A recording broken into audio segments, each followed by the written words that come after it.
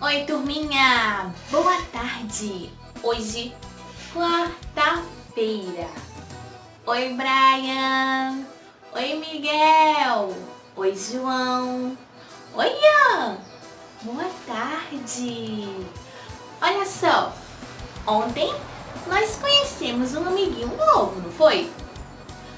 Como que era o nome dele? Era o nosso amigo Milho!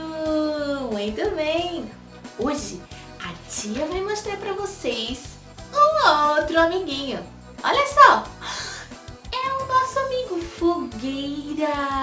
Olha! O nosso amigo também sempre aparece nessa época do ano, no mês de junho. Fica na metade do ano. Olha só, o nosso amigo Fogueira, ele sempre apareceu nos tempos antigos. E vocês sabem por que ele sempre apareceu? Não! Todo ano, nesta época, se acendem fogueiras. Sabe por quê? Porque há muitos anos atrás existiam duas irmãs, Maria e Isabel. E naquela época não tinha como telefonar, não tinha como mandar mensagem pelo computador, não existia isso. Então, Isabel estava esperando, ó, um bebê, estava dentro da barriga dela. E ela não tinha como avisar sua irmã Maria que o seu filho ia nascer. Então, elas combinaram de que quando o filho de Isabel nascesse, ela acenderia uma fogueira.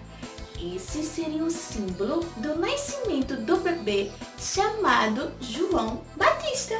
Então, todo ano, nesta época, se acendem fogueiras para lembrar desse tratado. Era um combinado. Combinado, Maria? Quando João nascer, eu vou acender uma fogueira lá no alto da montanha. Então, quando João Batista nasceu, acendeu a fogueira.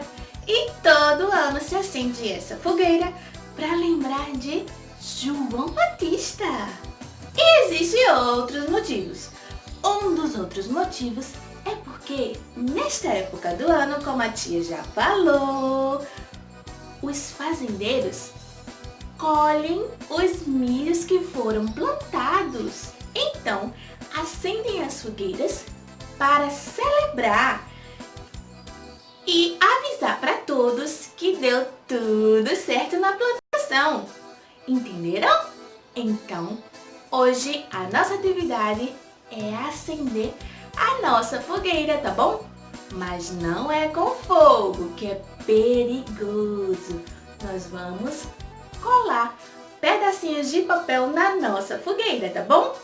Vai lá, capricha e até amanhã!